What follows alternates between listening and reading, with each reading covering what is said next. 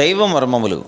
సహోదరుడు భక్తి సింగ్ గారి అనుభవంలో దేవుడు ఆయనకు బయలుపరిచిన దైవ మర్మములు. సెప్టెంబర్ 18. సభలో కూర్చున్న వారందరూ అతని వైపు తేరి చూడగా అతని ముఖము దేవదూత ముఖం వలె వారికి కనబడెను. అపోస్తుల కార్యములు 6:15. స్టెఫెను సాధారణమైన వ్యక్తి అయినప్పటికీ దేవునికి లోబడి ఉండుటకు తీర్మానించుకొనెను. కనుక పరిశుద్ధాత్మతో నిండినవాడై పరిపూర్ణ విశ్వాసం కలిగి ఉండెను. దేవుడు ఏర్పరచుకొని వారందరికీ కలుగు భాగ్యమిదే. దేవుని చిత్తమును చేయవలనను ఆశ నీ హృదయమందుండిన ఎడల ఆయన కొరకు కనిపెట్టుము. ఒక దినమున నీవు హెచ్చింపబడదు, ఆయన వలన ఏర్పరచుకొనబడిన పాత్రవగుదువు.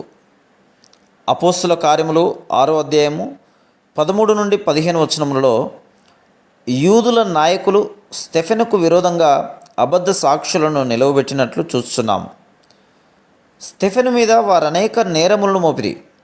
కానీ వారు స్టెఫెను వైపు చూసినప్పుడు అతని ముఖము దేవదూత ముఖం వలె ప్రకాశించుచుండినందున ఆశ్చర్యపడిరి. వారు స్టెఫెనును అధికముగా హింసించుకొలది అతని ముఖము అధికముగా ప్రకాశించెను.